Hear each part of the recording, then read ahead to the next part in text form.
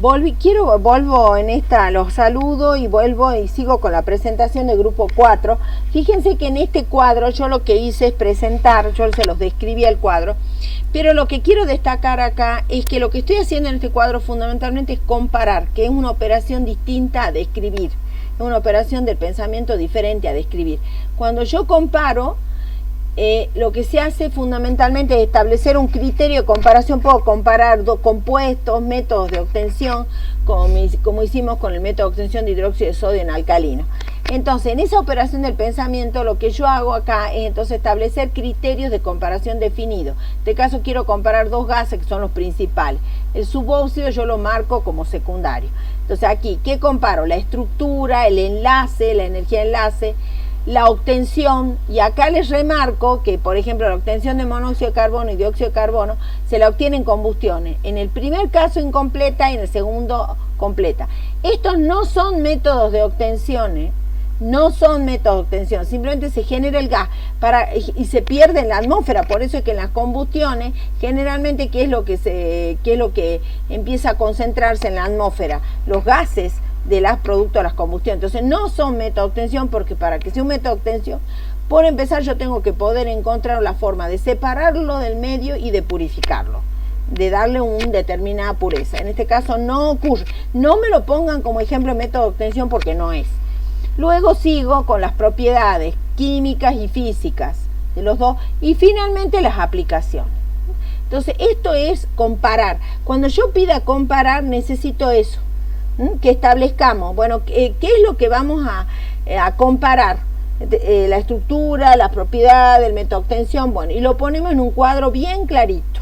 Eso es comparar, no es describir. Acá nuevamente tenemos una comparación, en este caso de la química del carbono y del silicio. Entonces, ¿qué comparamos? El carácter, el carbono no metal, el silicio semimetal, semiconductor. Acá lo que sí agrego acá, que en el caso del carbono tengo el alótropo de diamante, que es aislante, y el grafito, que es conductor.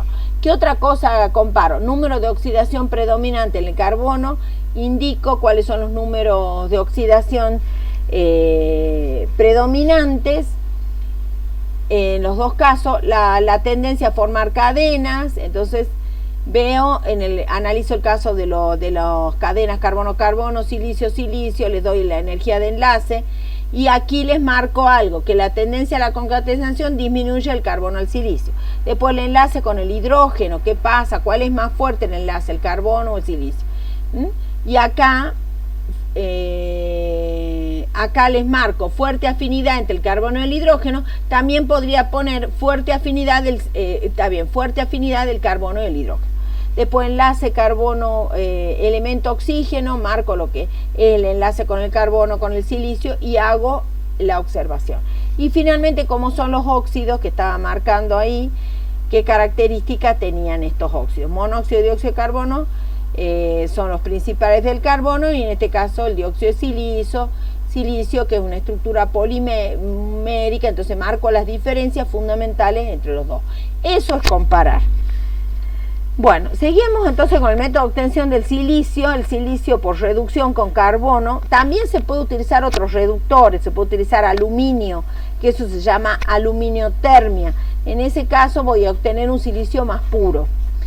En general, con carbono, el silicio no es demasiado puro.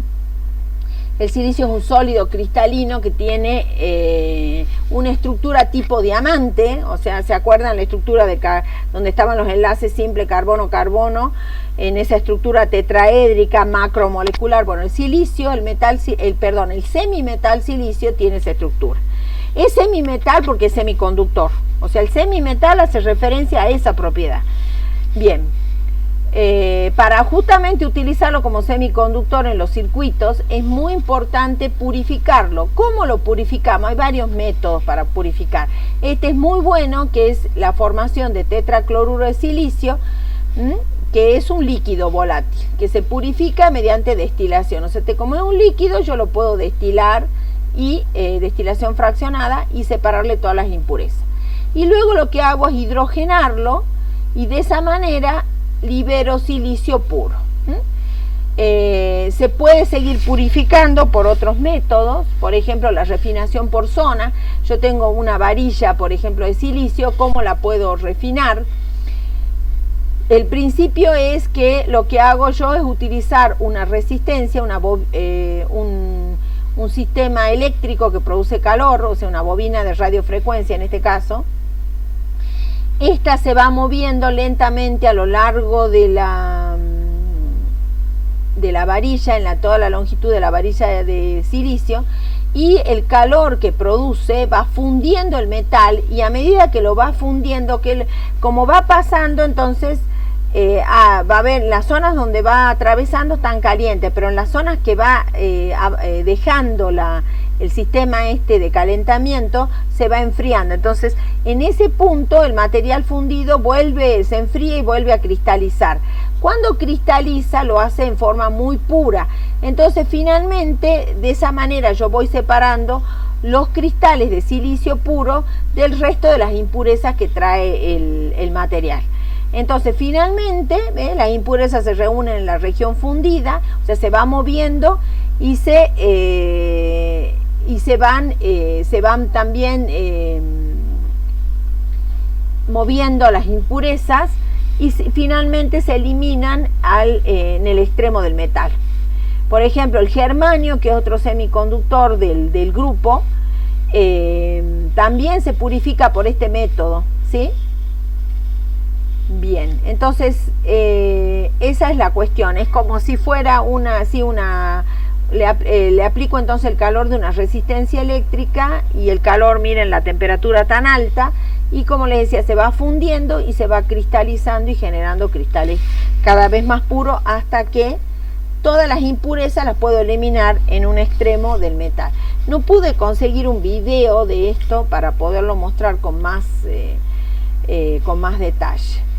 Veamos, vamos a mostrar dos compuestos importantes, pero que tienen una fórmula parecida, pero características muy diferentes. Por ejemplo, la sílice, que es justamente el dióxido de silicio, que yo les decía que la fórmula, siempre esta fórmula es la fórmula mínima, tiene una gran importancia mineralógica e industrial. Es un óxido ácido que no existe como molécula discreta. Acá está mostrado cómo es una macromolécula, que tiene una estructura de tipo tetraédrica, y se puede presentar en la naturaleza con varias formas cristalinas.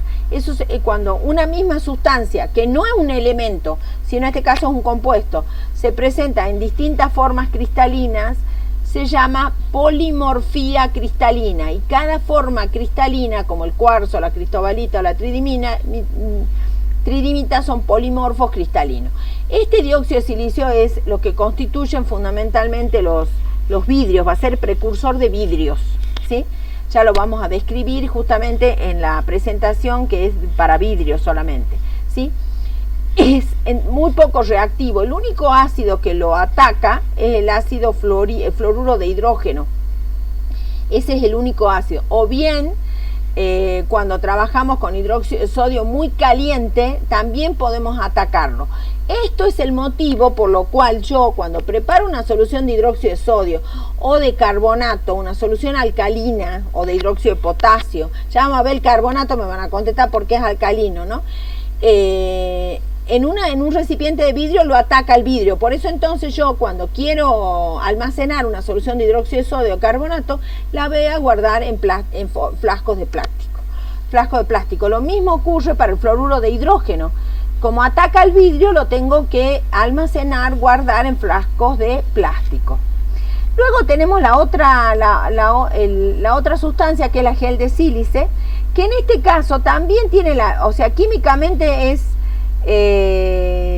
básicamente en realidad es un óxido hidratado, pero no es cristalino, no es una forma cristalina, es un material amorfo, o sea, muy desordenado, que tiene la característica de tener elevada superficie. Se le llama gel de sílice, ¿sí?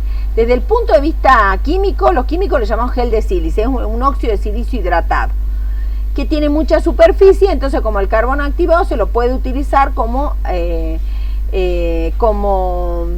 absorbente, o sea, en su superficie sobre todo puede retener agua, por eso se lo utiliza como desecante en equipos electrónicos, indumentaria, medicamentos y reactivos en general.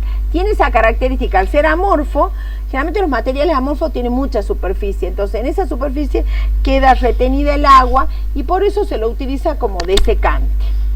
Bien, acá por ejemplo desarrollé un poco la estructura de la sílice, como está hidratada, ven los hidrógenos, así se presenta. Esto es la gel de sílice. Desde el punto de vista comercial se le llama sílica gel. El nombre comercial es sílica gel y se llama gel de sílice. Ustedes van a ver estos sobrecitos que se los encuentra acompañando la indumentaria, camperas, calzado, equipos electrónicos. Y fíjense que también es una macromolécula, es una molécula macro. Entonces, se lo va a utilizar como agente deshidratante y acá hay otra aplicación importante, la sílica gel, que es soporte inerte de muchos catalizadores finamente divididos que usamos en la industria química. Se lo va a utilizar entonces como absorbente. Vamos a ver ahora los silicatos. A nosotros lo vamos a estudiar a los silicatos en sus estructuras y fórmulas. Vamos a ver que los silicatos pueden ser discretos, o sea, pueden existir en fórmulas muy simples. Aquí, como es el anión ortosilicato, fíjense que el silicio está unido en una estructura tetraédrica a 4 oxígenos. Pero esta es la unidad más pequeña, digamos, esta es la unidad más pequeña de los silicatos. Hay minerales con esta unidad, como el olivino y el granate, que en general son aniones cuyas cargas eléctricas son compensadas por iones positivos. Por distintos iones positivos, ¿sí? Les sugiero que busquen ejemplos de minerales que tengan esta estructura. En general, entonces, vamos a decir también que los silicatos, la mayoría no tienen esta estructura simple, sino que se van conformando como estructura en la que se va uniendo este anión ortosilicato tetraédrico y van formando polianiones, ¿sí? Bien, fíjense que siempre los oxígenos están ubicados en el vértice del tetraedro y acá dice, si no están compartidos soportan la carga negativa y aportan a la carga negativa total del anión silicato. Aquí vemos que no tenemos ningún oxígeno compartido. Por eso siempre digo que este es el bloque constructor de los silicatos. La carga es soportada por los oxígenos que están ubicados en los vértices. Por eso es silicio, oxígeno 4 cargas negativas. Vamos a ver, a medida que se van uniendo esas uniones, vamos obteniendo silicatos más complejos. Acá tenemos el anión disilicato, también lo van a encontrar en la bibliografía como pirosilicato. Fíjense que se forman de la unión de dos unidades de ortosilicato y se obtiene una estructura de este tipo en la cual la fórmula de silicio 2, oxígeno 7, eso es algo que es importante que empecemos a comprender cómo se van obteniendo las fórmulas, y las fórmulas se van obteniendo justamente de poder analizar bien correctamente la estructura. En este caso tengo dos átomos de silicio, y después tengo en total 7 oxígenos. Fíjense, 3 que están, ustedes recuerden que es una estructura tetraédrica tridimensional, entonces 3 oxígenos están, acá tenemos 1, 2, 3, 4 y 5 en el plano, y luego tenemos 2 oxígenos que están en otro plano. Puede ser que estén en un plano superior o un plano inferior, pero no están en el mismo plano y suman. Entonces 5 más 2 son 7. Ahora, la carga eléctrica está determinada por los oxígenos que no están compartidos, que en este caso los oxígenos 1, 2, 3, 4, 5 y 6, que están yo los describí en otro plano, y entonces nos dan 6 cargas negativas. De esa manera vamos a analizar los silicatos. Bien, acá está clarito, aquí vamos a tener también cationes que van a compensar la carga. Entonces este ion nos muestra que las estructuras de silicatos se construyen uniendo unidades de ortosilicato con uno más oxígenos. El resto que no se comparte se ubica en los vértices restantes de los tetraedros unidos. aportando carga. Fíjense, seguimos entonces con los silicatos. Acá tenemos silicatos cíclicos. Se forman también por la unión de las unidades de ortosilicato. Y acá tengo una fórmula general. Y un caso especial de un ciclo con 6 tetraedros, 6 unidades de ortosilicato. Y me da, por ejemplo, fíjense que tengo 6 oxígenos compartidos que no soportan carga. Y luego 12 oxígenos que no están compartidos y soportan carga. Entonces, 6 más 12 son silicato 6, oxígeno 18, y dije yo que tenía 12 átomos de 12 oxígenos, que no podemos decir átomos porque están soportando la carga, 12 cargas negativas, 12, bien. Y esta es la fórmula general. A partir de ella, ustedes pueden construir distintas estructuras cíclicas de silicato que respondan a esta fórmula. Se puede plantear estructuras cíclicas de silicato a partir de 3 unidades de ortosilicato. Fíjense que esta unión que conforma una estrella de David es la unión que vamos a observar en las arcillas, en las estructuras ya de los silicatos más complejos, porque tienen parte del silicio reemplazado por aluminio. Después están los silicatos en cadena y doble cadena. En este caso, fíjense, acá tengo un número, digamos, determinado de silicios. Acá es infinita, formamos cadenas simples infinitas y doble cadenas infinitas, ¿sí?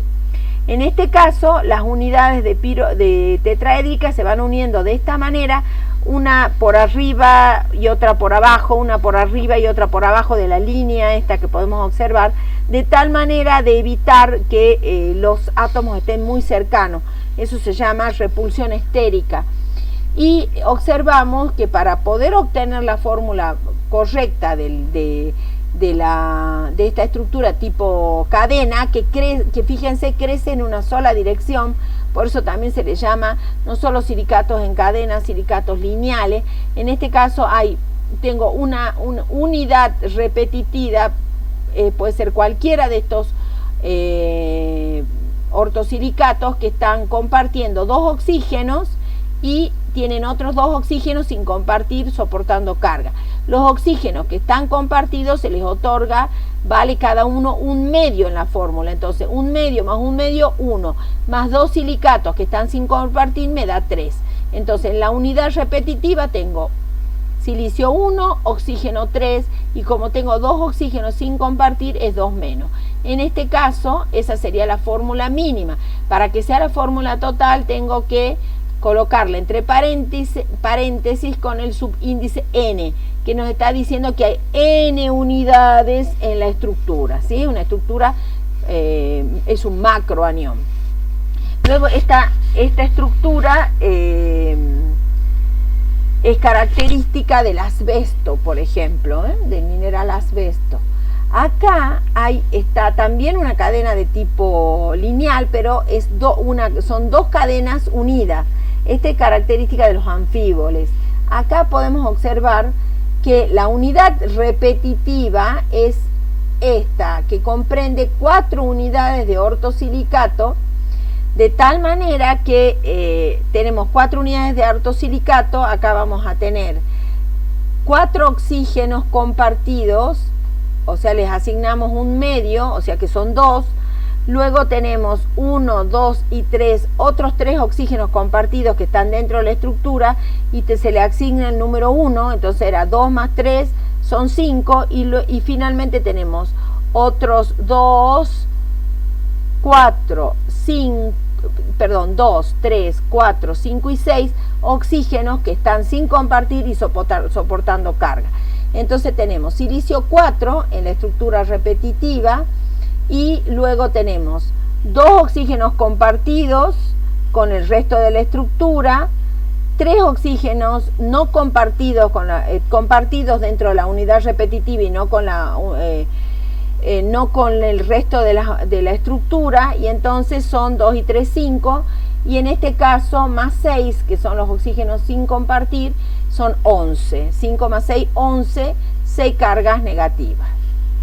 Finalmente acá están descritos los silicatos laminares. Por ejemplo, la mica es un ejemplo, un mineral que tiene una estructura de silicatos de este tipo. Fíjense que acá es una estructura que crece en dos direcciones, por eso son laminares. Y la unidad repetitiva es esta, en la que comprende dos unidades de ortosilicato. En ella la fórmula mínima es silicio 2, oxígeno 5. ¿Por qué silicio 2, oxígeno 5 con dos cargas negativas? Porque tengo dos silicios, en total 4 oxígenos compartidos a los cuales se le asigna un medio, por lo tanto son 2, más un oxígeno compartido dentro de la unidad repetitiva, son 3, y más 2 oxígenos sin compartir que soportan la carga, suman 5, y 2 cargas negativas de esos oxígenos sin compartir. Esta es la fórmula mínima. La fórmula general va a ser entonces con el paréntesis y un subíndice n indicando el número de unidades, que son infinitas en una estructura macromolecular. En este caso sería un macroanión. Y los cationes que pueden compensar las cargas negativas puede ser potasio o magnesio.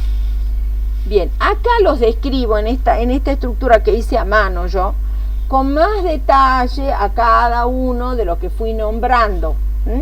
Entonces, si les quedó poco claro la explicación anterior, en este dibujo yo voy marcando, en cada uno de estos dibujos, voy marcando el silicato discreto, el ortosilicato discreto, el disilicato, los silicatos cíclicos. Les planteo dos ejemplos de silicatos cíclicos.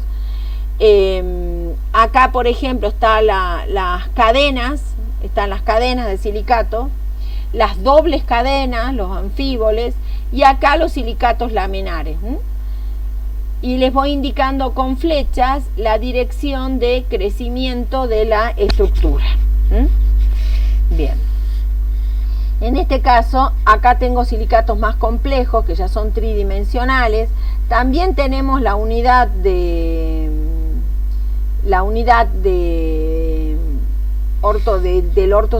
silicato discreto tetraédrico. En este caso son estructuras un poco más complejas. Bien, acá estas estructuras en general van reemplazadas algunos átomos de silicio por átomos de aluminio, etcétera, y tenemos lo que se llaman los aluminosilicatos. Acá hay una clasificación de todo ese tipo de silicatos. Acá les destaco uno, que son las zeolitas, que hablamos cuando trabajábamos con la obtención de oxígeno a partir del aire, cuando lo tenemos que acondicionar al aire para extraerle el dióxido de carbono. Se puede utilizar zeolitas, que son estructuras de ortosilicatos tridimensionales. Tridimensionales significa que tienen los 4 oxígenos compartidos. Porque en la lineal, fíjense, yo tenía 3. En la laminar tenía 2. En la lineal tenía, en la laminar tenía 3. En la lineal 2. Y en los tridimensionales puedo tener los 4 oxígenos compartidos. Vuelvo a las zeolitas. Entonces, en esta estructura tridimensional ocurría que se formaban huecos dentro de la estructura que tenían un tamaño molecular. Por eso es que se los podía utilizar como filtros moleculares y poder retener ahí adentro el dióxido de carbono que teníamos que extraer del aire para poderlo tratar y obtener oxígeno posteriormente. Bueno, acá hay una descripción de la obtención de cemento, que es la mezcla para la construcción, que sirve para pegar o ligar los materiales de construcción, y consisten fundamentalmente en carbonatar con dióxido de carbono la cal apagada, que es el hidróxido de calcio. Este cemento entonces es un aglomerante que, a partir de la mezcla de carbonato de calcio, arcillas, que son los aluminosilicatos que yo les mencioné, calcinadas y posteriormente molidas, que tienen la propiedad de solidificarse al contacto con el agua. El producto resultante de la molienda se denomina el clinker, y se convierte en cemento cuando se le agrega una pequeña cantidad de sulfato de calcio, el yeso, para que adquiera la propiedad de fraguar al añadir agua y endurecerse posteriormente. Entonces, mezclado con grava, que son piedras, digamos, de un tamaño importante, y arena, que es la sílice, y agua, se crea una mezcla uniforme, maleable y plástica que fragúa y se endurece, adquiriendo consistencia pétrea. Esto es lo que es el hormigón o concreto. Esto era importante, digamos, me parecía a mí importante plantearlo. Acá está el esquema de la planta para obtención de este producto.